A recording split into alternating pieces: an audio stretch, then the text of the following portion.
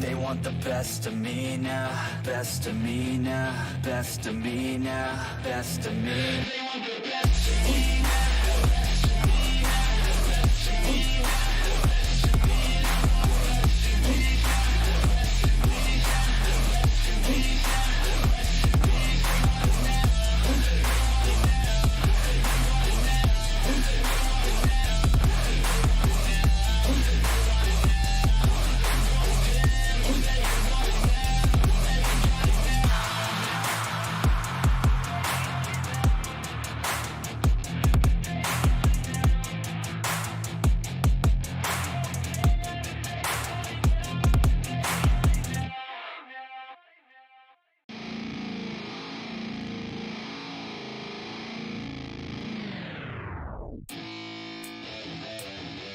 Yeah, let's go. I'm unstoppable, do the impossible. I'm irresponsible, yet I'm phenomenal. I got an arsenal, I'm dropping bombs, you know. No, I'm not stopping, no. Conquer the obstacle. To the top, here I go, think I'm chosen to be the king of rock, think the people have spoken. I can hear the tick-tock of the clock, I'm in motion. So now I'm gonna pop, causing all this commotion. Yeah, sometimes I think that I'm unstoppable. Yeah, ready to go, man, lock and load. That's right, I swear to God that I could drop you, bro. Yeah, I got a shot and I ain't stopping, no. That's how I know that I'm unstoppable.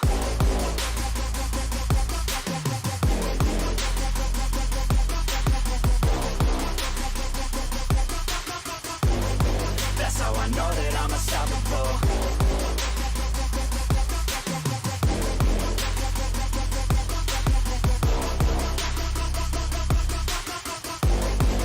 Yeah.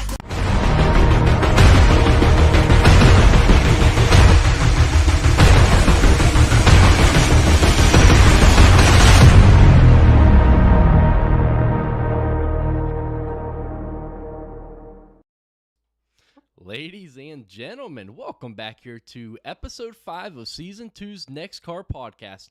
Once again, we are joined by Trenton Branson. What's going on, buddy? What's up? Oh, not much, man. Just another exciting week of racing for the NEXXTCAR series. Bristol definitely provided some great racing, but we'll get to that in a moment. But Peyton, what's going on, man?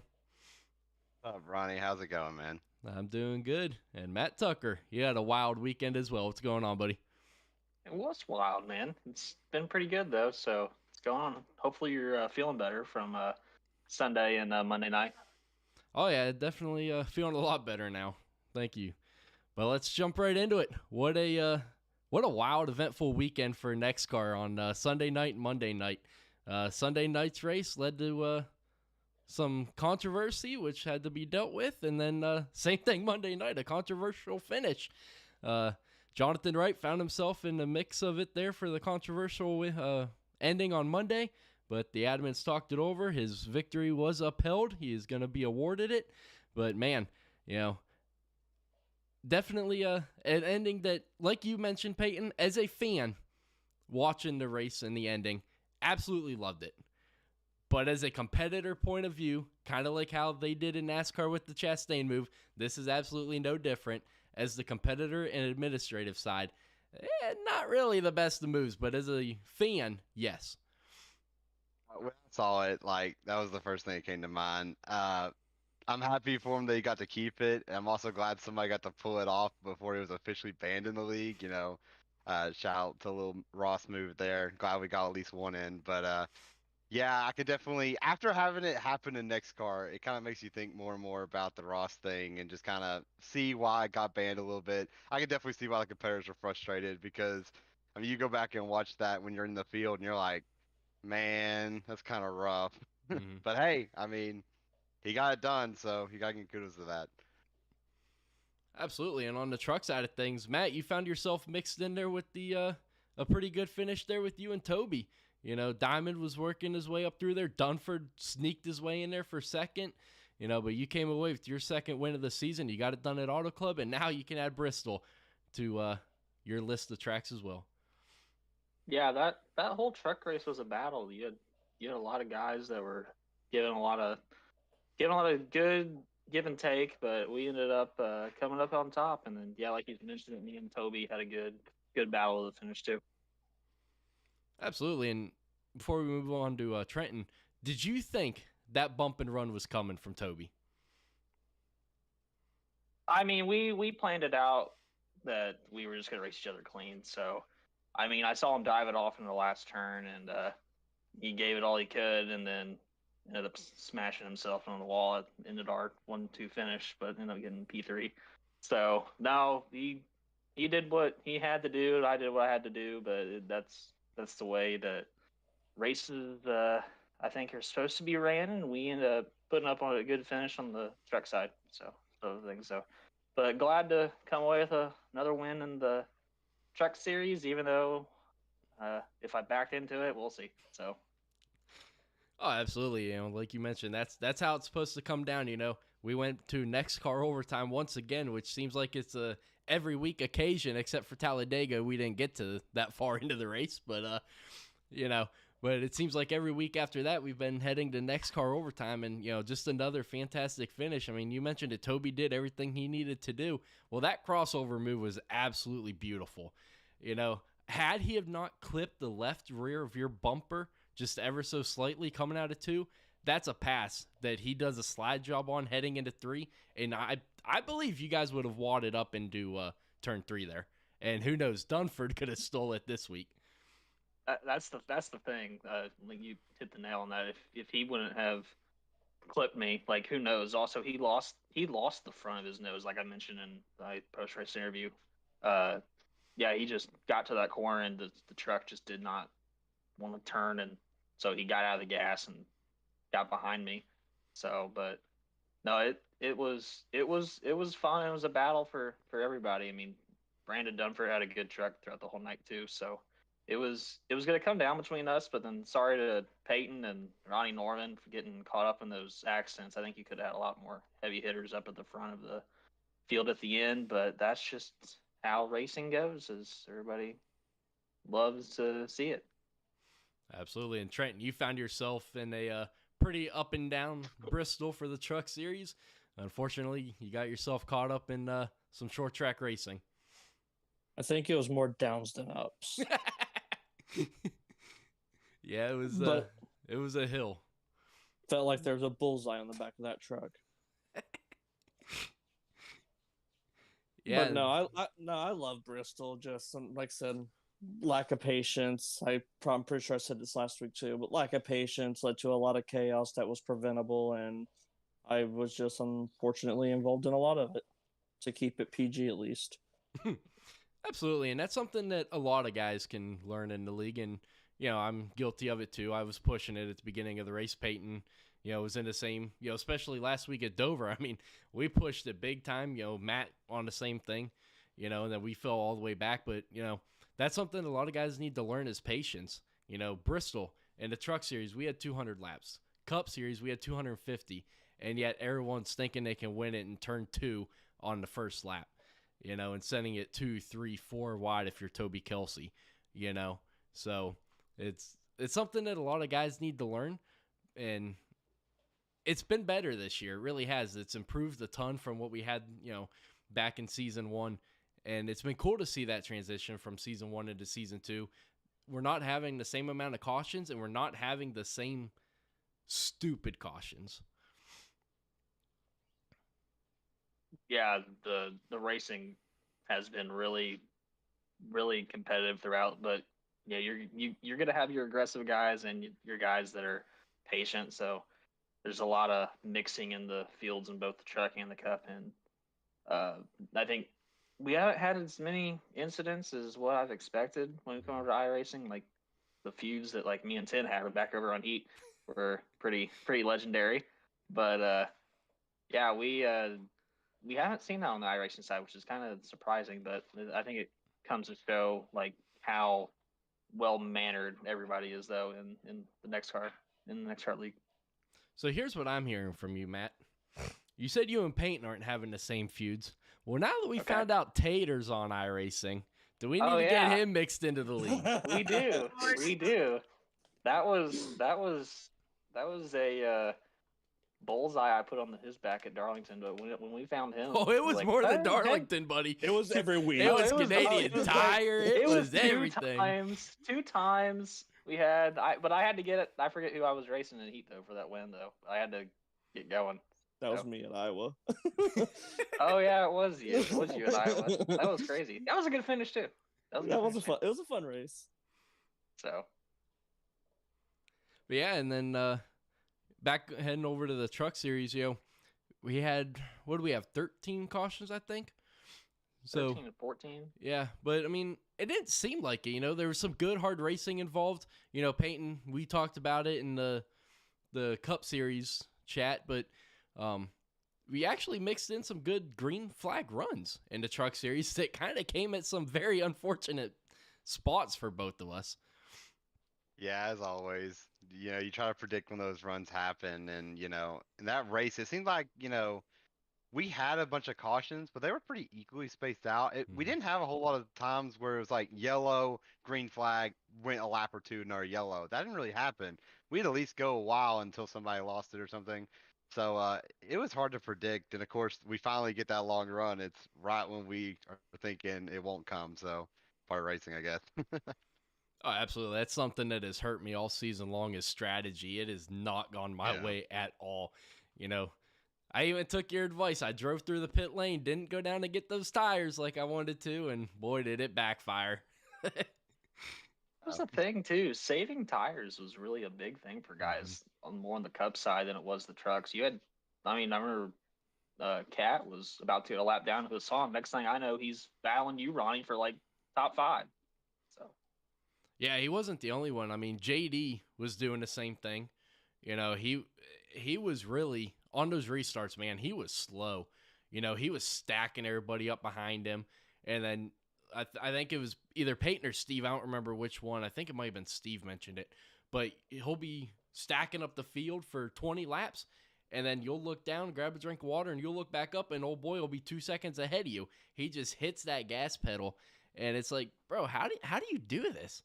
And it seems like a broken record at this point, but I say it every weekend. That is an art that I have got to learn, is saving tires.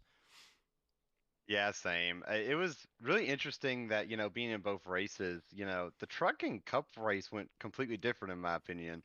The Cup was way more strategy based. There was guys on multiple different strategies. And it seemed like tires, while they were important in truck, it was super the story in Cup. So it was interesting to watch both races play out completely different than each other. But definitely in Cup, learning how to save tires is still very much key, and you saw it Sunday at Bristol, or Monday at Bristol. Absolutely. What you got, Trent? Well, as I know, of those 14 cautions, whatever it was in the truck race, I think I was involved in 13 of them. We had 14 cautions for trucks and 10 cautions for Cup. Okay, and I think I was involved in 13. I might have missed one of them. Could have had a lot more in the Cup series, but me and Camaro had one heck of a save. I'm still gonna pat my back for that one. That was insane. And then I still feel so bad for Steve. I don't understand how I got absolutely no damage out of just pile driving David sitting sideways heading into turn 3. And then Steve just comes in, barely taps him. John Turner gets into him a little bit, and Steve gets a meatball black flag. And I pile drove them at 140 and got nothing for it. Yeah, poor John. He was the victim of that. He had to use a faster pair right before that. Then he runs to the guy and he goes, "Well, there goes my race." I'm like, "Oh, I'm sorry, John." He had a good run going too. That was the thing. The cup race, you had a lot of guys up at the front throughout the whole race. It wasn't just one dominant car. Mm-hmm. Me and Peyton were going over the lap sled. There was multiple guys with over 20 lap sled throughout the whole cup race yesterday. And that's awesome. That's what and there's Steve. Steve. And yeah, I mean, get the memo. That's awesome. To have that many people that are capable of winning every week. I mean, that was the biggest thing we wanted coming over from Heat was you had people like Cat that were out there dominating, getting 6-7 wins out of a 10 or 12 wins race season. By the week 7, he had the championship wrapped up. you know. Right. So, it's awesome to see. You don't know going into these races who's going to win. And that has made it, in the truck series, in the booth, it has made it much more interesting because you're not saying the same names over and over and over again, week in and week out. I think we needed a better tech process for Cat when we were on Heat, personally. You just need a guy holding up the old inside line in Atlanta. That's what you guys needed. Oh no. But all right, that's enough of NEXXTCAR. NASCAR made its way back to the season here. They just got done with the clash at the LA Coliseum. Start us off, Trenton. What were your thoughts on it? Yeah, I didn't get to see all of it because we had our truck race, but I personally like the clash. I like the whole short track aspect, but I like that we do something for the clash that's original because we don't do anything. We don't race on any quarter miles all year long. So it's cool just for the aspect of seeing something different that we don't see all season long. Even if it is, a crapshoot, I just feel like it's entertaining because it's different. We don't see it for the rest of the year. Oh, absolutely. Me personally, I'm a fan of it. I don't want to see it as a points race like I heard that they have contemplated. I really hope they don't. But, first off, you can't fit all 36 or 39 cars out there at the same time. But me personally, I love the clash at the LA Coliseum. I know a lot of fans don't, and I like the entertainment that they do as well. It's like I kind of got into an argument on Facebook about is Shocker. NASCAR. Yeah, I know, right? NASCAR fans act like NASCAR fans can only listen to country. And it's the same fans that complain that NASCAR is a dying sport. Yet when NASCAR tries to reach out to these other groups of people, the young kids, I'm sorry, they're not listening to Waylon Jennings or whoever. They're listening to rap or R&B, and I absolutely love that NASCAR has gone to LA. They're expanding into a part of the country that NASCAR isn't the primary sport, and they're getting, like last season they had Ice Cube there. This year they had Wiz Khalifa, and I think Wiz did a pretty decent job. I know a lot of people disagree, but I don't think he did too bad. Yeah, he's not personally my style of music, but I like the fact that we are introducing that type of entertainment because that is what the younger fans listen. If we want NASCAR and racing as a whole to grow, we got to find ways to introduce the younger fan and relating their style of music to our sport. I think is a perfect way to do that. Absolutely, and it's not like it happens all 37 weeks out of the season. They're in LA. You got to appeal to what is in LA. LA's a wrap. I mean, you got Compton right there. Obviously, when you go to Bristol, you're going to have country, or Daytona, Talladega.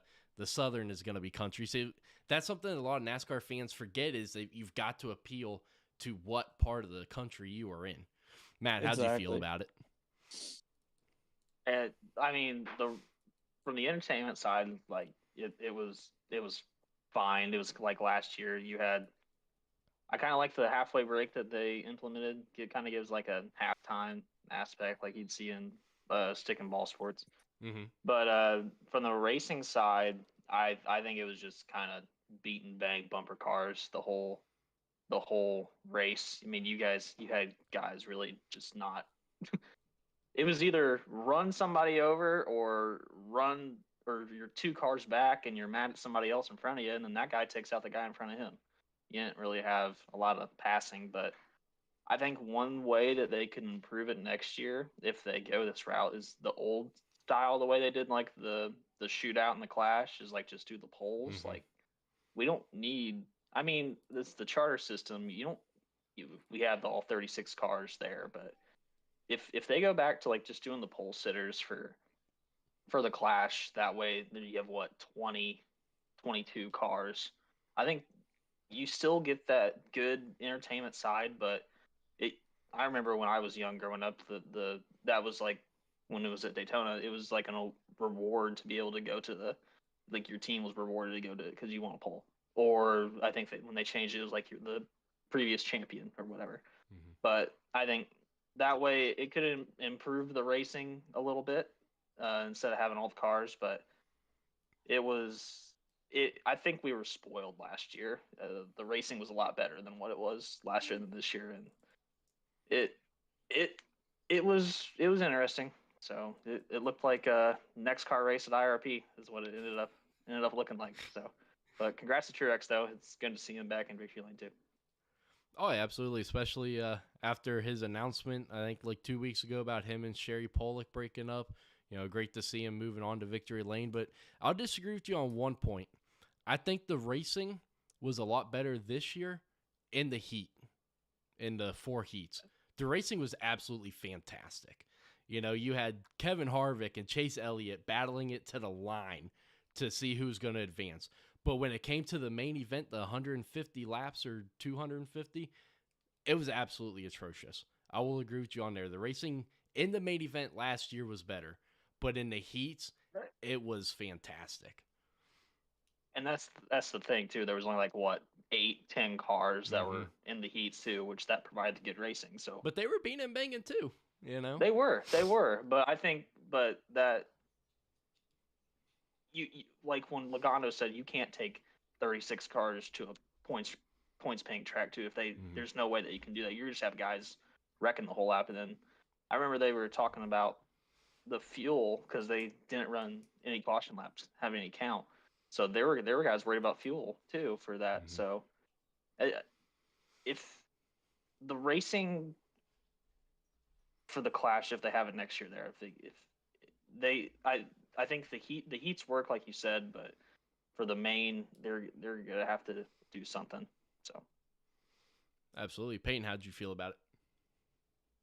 For the LA Clash, the business side of it, you're on record, Ronnie, calling, people always say, NASCAR's a dying sport. Well, if NASCAR doesn't do anything new, then, and expecting something to change, you know what that is.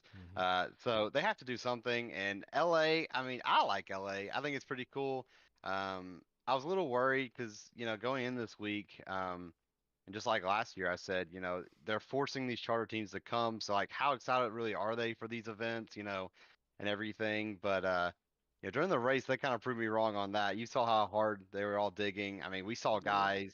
There was guys having fun, some guys joking around. I think Christopher Bell got caught on radio, like joking around after he got wrecked or something in the heat races. But then there was guys taking it super seriously. Like, I mean, we got a few rivalries out of the Clash entering at Daytona, which is wild. So the Clash as a whole is, I like it. I think it's a success. I kind of hope they keep kind of moving it around. I think if we keep watching the Clash over and over, it would get pretty boring. I mean, the whole idea is literally just you basically have to push people out of the way to pass them. So entertainment-wise, really fun. Don't make it a points race. That would not go well, and that's pretty much what I got for it. Absolutely. Piggybacking off of what you said about moving it around, they're fixing Rockingham. They done cleaned all the weeds out of it. They're starting to work on fixing the seating and everything, the grandstand. So maybe next year we'll see that open up as the Clash. That would be awesome. I would love if they would use the Clash as kind of like a test session, like Rockingham. They clean it up, they go, and if the racing's good, maybe then you can add that track to the regular schedule. So I'd like to see NASCAR kind of do something like that. Oh, absolutely. And then your rivalries, you mentioned it. I mean, you got several that brew. I mean, you got Austin Dillon, Bubba Wallace, Joey Logano, Kyle Busch. No shocker there. 2 of the hardest heads in NASCAR, And then you got Blaney. He's upset with, I think, Chastain because he got into the guy behind him who sent Ryan around. And then I think there's one other one that was upset with, your boy Briscoe and AJ. They had their little incident during, and that was only practice. Practice. But hey, practice makes perfect, right? You got to practice wrecking the guy. We can't forget that Ross Chastain still has a joy for spinning out Denny Hamlin. Yeah, they ran back into each other again. So short track racing to open up the season, it's gonna keep those rivalries brewing, and it's gonna be interesting to see just how farther does Hamlin and Chastain's go. Does it carry over from last season, or are they going to be like, you know what, it's short track racing, let's put it behind us. We both had our fun last season. Let's carry on. I can promise you Ross doesn't care. The question is Denny. Denny's always interesting with his rivalries in NASCAR, so I'll be interested to see what he does throughout the year. Especially if Ross gets him again at some point, will he just start it back up or will it end? Who knows? All right, there is no if. It's a win. Probably a win. There is no if. Hamlin did say today on his podcast, he got out of the car and nobody was fighting anybody. He's like, "What the heck? Everybody was trying to murder each other on the track. Why is anybody fighting?" But then he's like, "I don't think anybody knew who to be mad at." And he was saying, "Who's coming up to me to be mad at me?" Yeah, Bubba was more mad at the straw he was trying to use to drink some water after the race. That poor guy, he was chomped down on that straw. Just imagine him when they're doing the podium when they had Austin Leather. Bubba comes up there and just suckers him right in the face. That would have been gold. Oh, no, it was silver. It was silver. You got second, not gold. Yeah. So, You're an idiot. Shut You're up. an idiot. Oh my. Yeah, no. Then we got Daytona Speed Weeks coming up. That's going to be exciting. Our first real test of the new cars. I mean, I know that, Ty Gibbs' car caught fire again at the Clash after NASCAR swore they got that figured out, but clearly not.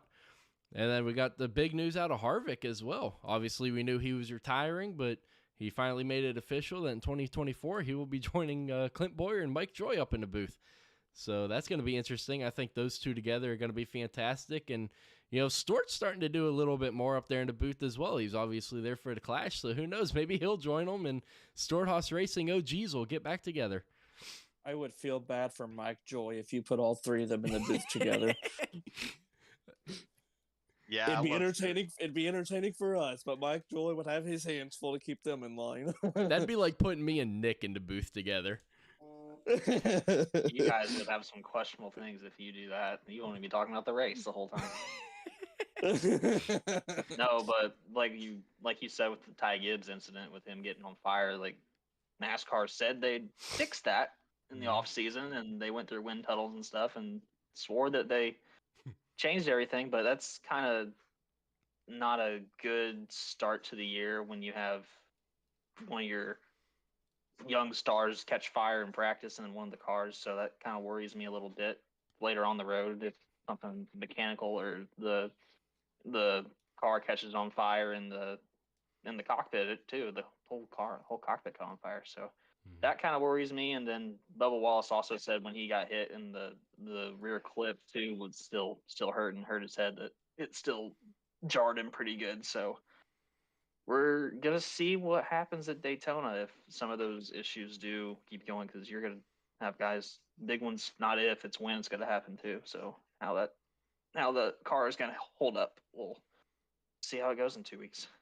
Yeah, both of those things I find concerning as well. I did see on the Ty Gibbs situation with the fire that it was that they did that after investigation and whatnot, they determined that it was improper installation of that muffler they were using that led to it. But there's still that concern there, knowing we went through all these issues last year. It's definitely concerning with the whole issue of, you heard Bubba complain about, like, Tuck reached out on, and Denny complained about it too, where they're taking those hits and they're still pretty jolty and a lot harder than they should feel. Yeah, I didn't hear about that at all, but I mean, not a fan of the muffler. I know the only other race that they're going to be running that, I believe, is the Chicago Street Course. But yeah, I mean, the mufflers, come on, this is NASCAR. Who gives a crap about the decibel limit and the city limits? Who cares? There's a reason that the NASCAR is popular, is because everyone loves loud cars. Yeah, They do. the only problem with it is the whole reason why they do it is the local area. If NASCAR wants to continue growing the amount of tracks they can go to and go in, certain areas like the fairgrounds is one, for them to be able to do that, they're going to have some sort of muffler, because there's people out there that don't want to hear loud cars. And while we all love listening to loud cars, not everybody does. So Then don't live within a hearing distance of a track. Fully agree with that. I mean, the track's been there for absolute years, all these, you know what you're signing up for, and then you complain about it. I fully agree with that, but hey. Ronnie, how you're people asking are. for people to have way too much common sense by expecting them Exactly. not to Yeah, I do know. that. This is California we're talking about. Exactly. That is true. And then Tennessee too, with Nashville Fairgrounds. We know people from Tennessee. Nobody ever come claimed on. the people there to be smart either. Just teasing. But yeah, Oh. Daytona coming up. You mentioned it, the big one. Well, the big thing I'm hoping is they decide to not let these guys run into the rain like they did last season in the last race of the regular season because obviously that caused issues with Suarez and can't take too many big hits like that. Definitely not, especially, I mean, we were just at a short track and we're already having these issues. So imagine what we're going to have at 180, 190 mile an hour at Daytona. Mm-hmm. Absolutely. Anyone else got anything to talk about with NASCAR? Oh, besides Johnson. Let's talk about Johnson real quick. Johnson announced that he will obviously be running the 500, trying to make it. I know he has to race his way in, so hope he does. But then the Chicago Street Course he announced was going to be his next race. That's an interesting choice for me. I understand he wants to be a part of this new thing of NASCAR, but it's not like he was a Boris Said or an AJ Allmendinger and went out there and had a ton of road course success. So that to me was kind of shocking to hear that was his pick for another race. It makes me wonder if, with him running Indy cars, he's been pretty vocal that the street courses are the types of tracks he enjoyed the most. So that makes me think, so since he had that joy from the Indy car, that makes me wonder if that's what had a lot to do with why he ended up going with the Chicago Street Course. I found it interesting as well, but then I saw where Jimmy came out and said that, and that's where I was like, okay, I guess that makes sense. But I found it interesting as well because, like you said, Ronnie, he didn't come from a road course background like an AJ or a Boris said. Absolutely, and I mean, if he's going into it with the IndyCar feel of how he liked it, well, guess what? NASCAR is completely different. Indy cars don't weigh 8,700 pounds doing a 90-degree turn. In Indy, obviously, you can go pretty fast for those turns, but NASCAR, we saw it in the iRacing series, you got to go pretty slow for these corners. So, I saw what you were talking about too, but I just don't know how those two exactly correlate to each other. Yeah, I don't suspect they'll correlate to each other. I just think it's the pure joy that he had, so he wants to experience it in a stock car to maybe see I'm sure he knows it's going to be different. I mean, he's a 7-time champion of sport. He knows how a NASCAR stock car feels.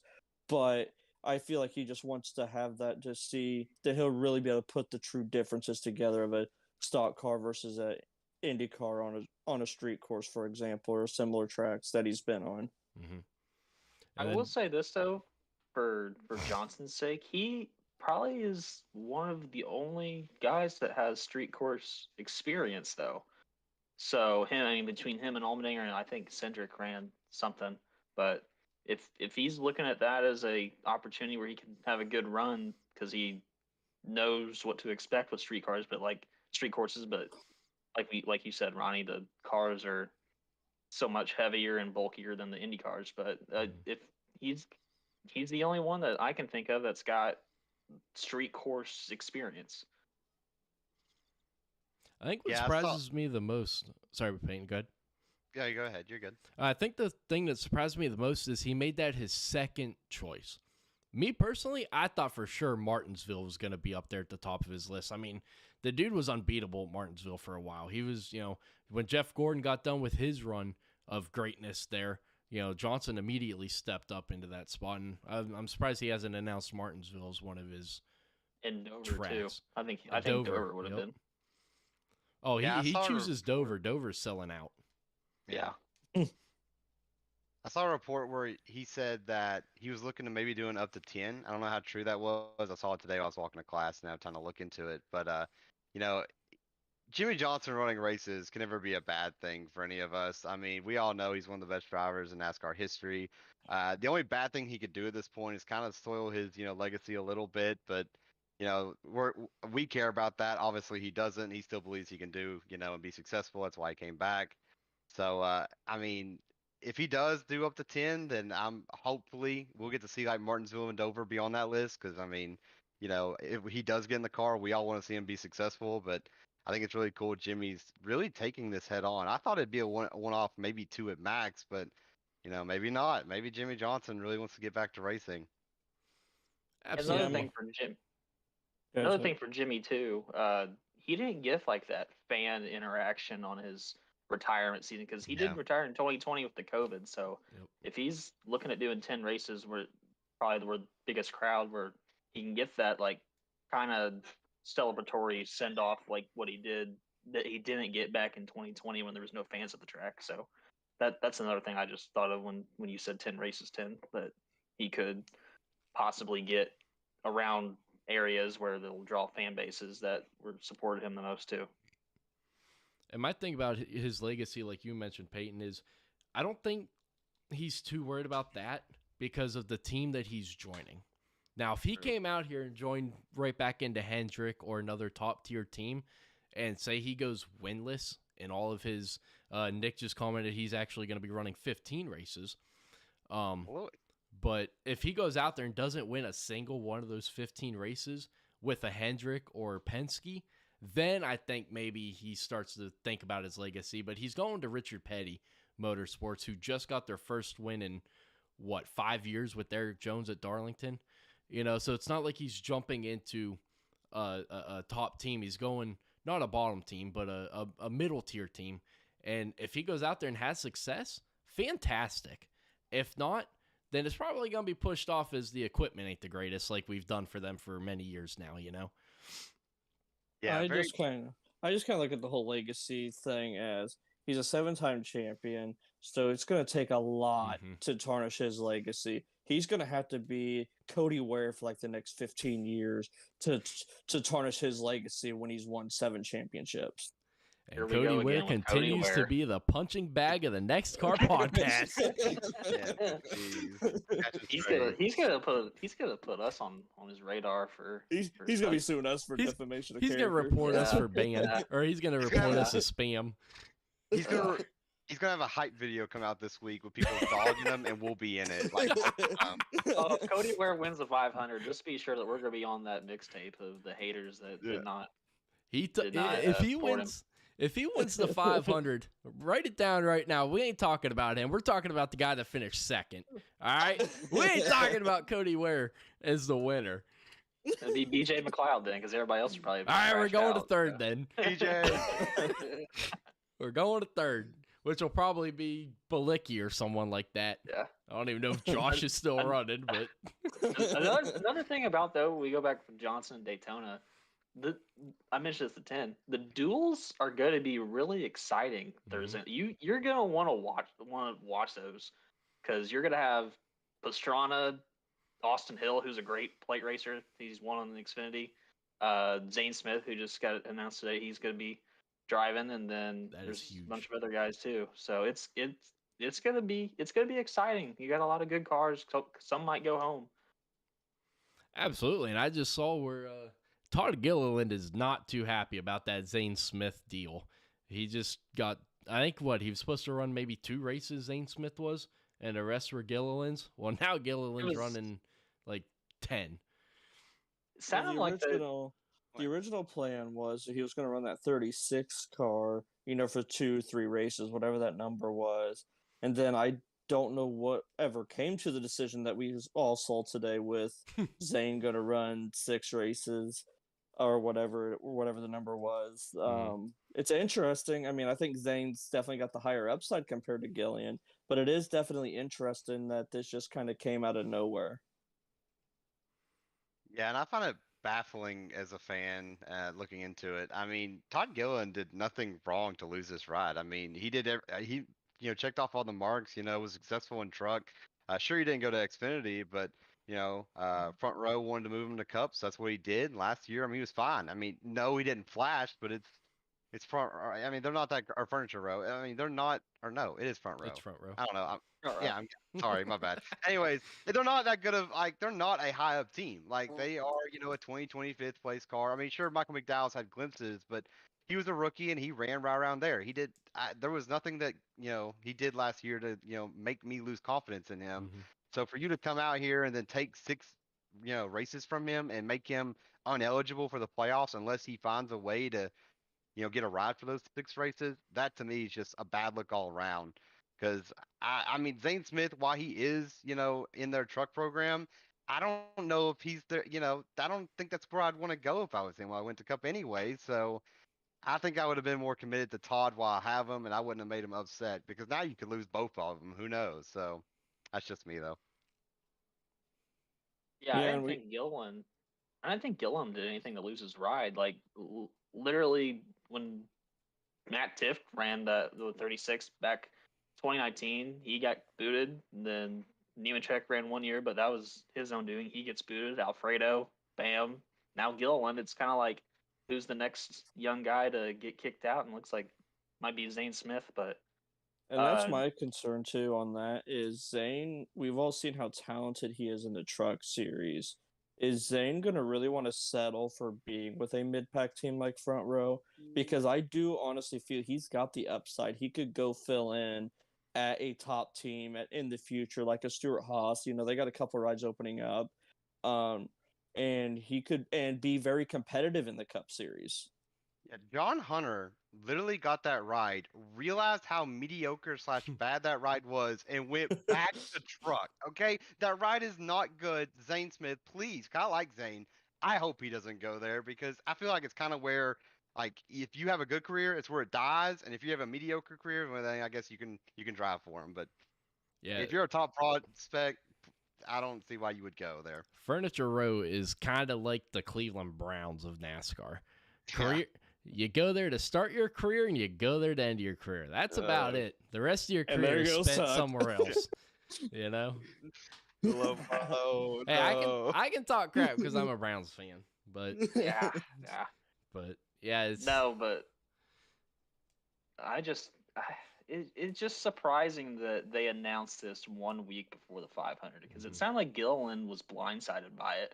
Like he had no clue because they announced back November, December that McDowell and him are running the full schedule and Zane was going to do, I think, 6 races is what they announced. But it's just weird timing that this whole deal was unfolded today because they've said for weeks how Zane was just going to run the 500 and a few more races in a third entry. But then today it's like, oh, like that's really crap for Todd because now I think he'll end up probably filling out the rest of his schedule in the Rick Ware 15. I think that way he gets the full 36, but then after that I don't see him going back to Front Row in 2024 though. Yeah, and the way it came out, like I was, when some things happen, you'll see sometimes that maybe it's a money issue with sponsorship. But the way this one came out and the way Todd Gilliland is truly just mad about it, it's not just sponsorship. It feels like, and it's a terrible time, like Tuck said. I mean, they just ran the Clash. They have actually gotten the car and ran a race already, and now you're going to come out and say, oh, by the way, that dude we said was running full-time is now not actually running full-time for us. Like, I think they probably burned a bridge with Todd, and now they're praying that they can convince Zane to stay. I don't like the move at all if I'm them, but hey, I'm not the owner there, so we'll see how it goes for him. It's yeah, like I don't really feel that was a good business decision either because we talked about earlier, Zane's not going to want to stay at a mediocre team. We've all seen his potential shown in the truck series. And then you go off and burn. And Gillian would have probably been content being there for his career because he's not going to be a top of the line driver. So he'd have probably been content, having a career like Michael McDowell's had, be with that mid-tier team his entire career and be fine with it. And now they just burnt that bridge. And now if Zane goes to a top-tier team, let's say the 4-car, for example, since Kevin's retiring, now what are you going to do? You got to find somebody completely different outside of the organization. I think it all comes down to exactly what you guys hit on with sponsorship. Money talks in today's world, and I mean, Zane Smith, if I'm not mistaken, he just won the Truck Series championship, right? He did. So he did. He's got Speedco coming up with him. He's got, a couple other probably bigger sponsors coming up than Todd Gilliland has, and money talks. And the sponsor sees Zane's success, so they're going to be more willing to go with Zane when they've seen the success. Like, sure, Todd had a decent truck career before he went up to Cup, but he didn't go out and run for a championship or was really a threat to win a championship like Zane's been now for a couple seasons in the trucks and probably will be again this year.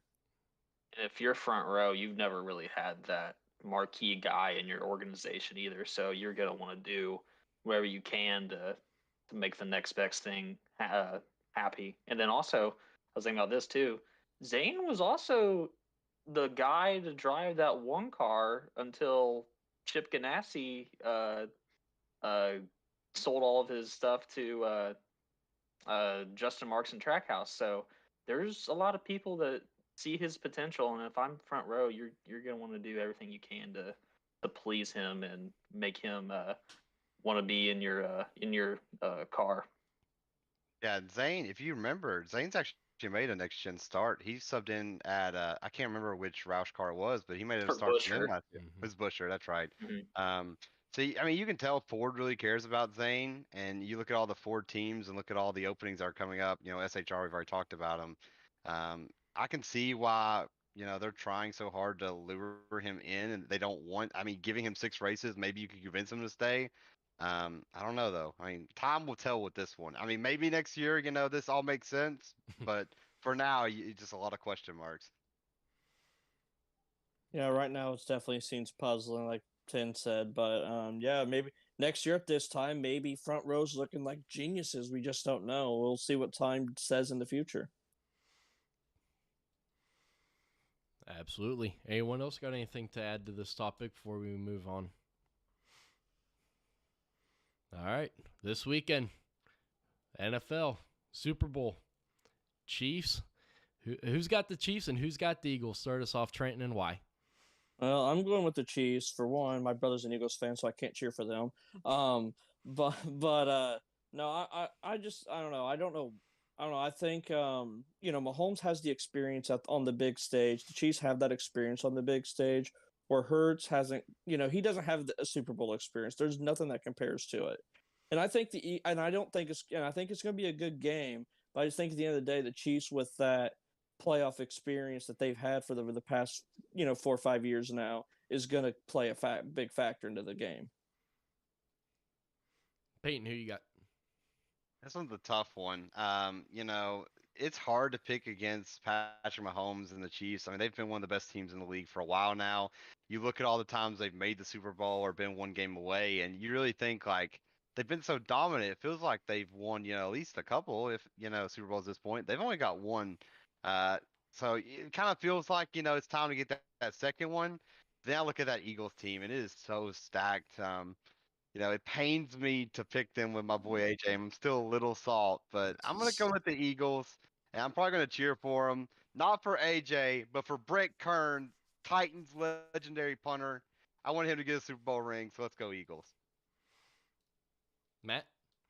I don't know how to follow that, but I'm sure you're going to give us some betting statistics or something. Don't bet on this one. I haven't looked at the line yet, but Jesus. We can get the gambling hotline number out for you. So you haven't seen the script then for the Super Bowl. That's what the script's gonna be. I did see somebody tweet out something that they did leak the script on Wikipedia where the Eagles were or the Chiefs were gonna win. But no, I've been a Hurts fan ever since he was at Alabama.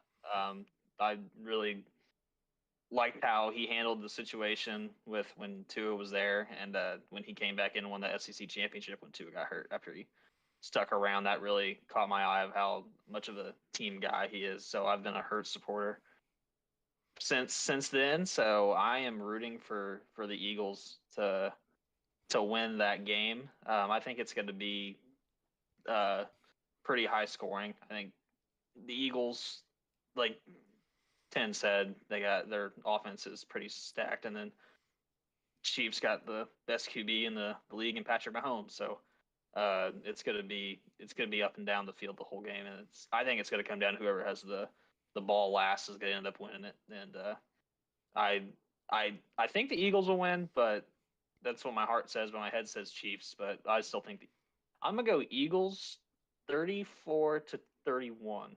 So we're going Eagles. Well, Trenton, you're the only one going with Chiefs. I think the only way the Chiefs win is if they bring the money book for the refs again, just like they did for the Bengals. I think that's the only way the Chiefs win this Super Bowl. I think, like we've all talked about, the Eagles, they're just too stacked. Mahomes doesn't have the weapons that he's used to. Yeah, obviously he had a fantastic season. He can get it done with his legs, but he doesn't have, Tyreek Hill. He doesn't have, the reliable receivers to truly get it done. And he's got his guy in Kelsey. Yeah, he's got Kelsey, but you know what? After their win against the Bengals, Kelsey's head got way too damn big, and I think the Eagles are going to knock him back down a couple notches here. And I got the Eagles winning 45-42. with a last-minute field goal. Like you said, it's going to come down to a final possession, and I think the Eagles are going to get it done. Just look at it this way. At least with one of us taking the Chiefs, we won't look as stupid as the Sunday Night Football analysts when they all pick one team and then have them lose. Yeah, That's true. And they got about 15 of them picking people in that. yeah. Just so you know, Ronnie, the line is Philadelphia Oh, -1.5. Oh, my God. Oh, good God. 1.5 Here we go. Eagles. So by your theory, is you got to take the Eagles. Then the over/under is at 51, so you also got to take that too. I will say, And if in any this of you game- guys have a sports betting problem, go ahead and hit up Matthew Tucker in the comments, and he will support your bad decisions, and he will help you along the way. I already gave 10 a bet play tonight, so that's at 10:30. Yeah, I saw you send it in the chat. Yeah, New yeah. Mexico State, I think it was. There's New Mexico and Nevada. and it was the Nevada, over. yeah. So Hey, just look at it this way, Ronnie. We keep Tuck on. Maybe we can get BetGM or whatever they're called to come aboard and sponsor the Hey, at MGM. podcast. That's what that's RCR and Kyle Bushback. That scheme did look pretty good on this. Yeah, no, we need Norman to jump on here so we can get FanDuel. Screw That is true. BetMGM. Yeah. FanDuel's better.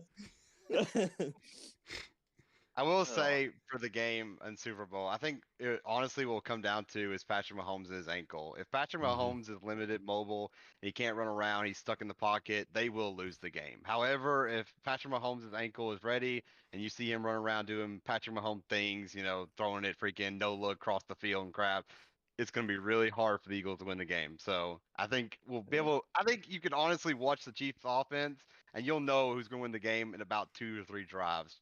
Just watch Patrick Mahomes. I disagree. Patrick Mahomes could step back in the pocket, absolutely nobody around him. He steps on a pebble, twists his ankle, and the Eagles are going to get hit with a roughing the passer. The Chiefs have got them refs paid, man. I'm telling you. They have got those guys in their whatever you want to If you're call on the it. Chiefs, then why'd you pick the Eagles? Yeah, if you think the refs are with the Chiefs, man, I wouldn't bet against the refs. They're hard to beat. Trust Yeah, me. you're I know wrong. as a Ask the Chiefs fan. Bengals. So, Ronnie, you're saying come Sunday, the referees are going to come out with red stripes on their shirts. 100%. They're swapping out the black stripes and they're putting the red ones on, buddy. 100%. 100%. Ride with the zebras. Ride with the zebras. They ain't the Zebras no more, brother. No, Let's that's ask- true. That's true. Let's just ask They're the Roger Goodell Kansas if he City wants to win. cheerleaders. Zebra Nation. Let's ride. Let's just ask Roger Goodell who he wants All to right, win. That's who Russell will win. Wilson, chill out down there. Yeah. That didn't work out too well for him. No. But, guys, we have got a modified race to go get ready for at South Boston. Anyone got any closing comments here? I think this was a fun podcast. We were pretty good. We had a lot of good topics. Absolutely. We'll have a lot more come next time around with the Super Bowl, and then after that's the Daytona 500. I think we got a sponsorship opportunity with all our NASCAR trucks, our iRacing Truck Series overtime. And I think the NEXXTCAR Podcast could sponsor it, get a lot of recognition. Or a restraining order from I Cody was going to say, Ware. it's going to go one or the other. that might be happening too, Publicity's publicity. Yeah. I will say, if this is your first podcast tuning in with us, be sure to tune in from here on out. I mean, we're getting close to the end of the NEXXTCAR season, so it's going to ramp up. There's going to be a lot of interesting stuff happening there. And not only that, it's finally NASCAR season, so we're about to, get into NASCAR content, start talking about those in here. So, make sure you start tuning in because, we had a good laugh tonight, and as always, we have a lot of fun. So, thank you, Ronnie, for, inviting us all, and can't wait to do this again next week. And there's Buck once And there's again with Buck the again. call. Bye. But yeah, absolutely. Like you said, the content, we're just getting started here. Especially when it comes to next season. Not spoiling anything, but we got a much longer season for NEXXTCAR in season 3. A lot, basically almost double. So we're going to have a lot more podcasts next season. Obviously, NASCAR's picking up. We're not going to have football to talk about, but NASCAR's stepping right up. And with what we saw out of the Clash, we're going to have a lot of stuff to talk about this season, rivalries and everything like that. And so, yeah, absolutely. If this is your first time, well, you guys picked a good one to watch and hope to see you guys in the future. But that's going to do it here for Season 2, Episode 5 of the NEXXTCAR Podcast. If you guys enjoyed it, make sure you're hitting that follow and subscribe to keep on catching more. But that's going to do it for me, Peyton, Matthew, and Trenton here in the NEXXTCAR Podcast. Have a good rest of your week, everybody, and good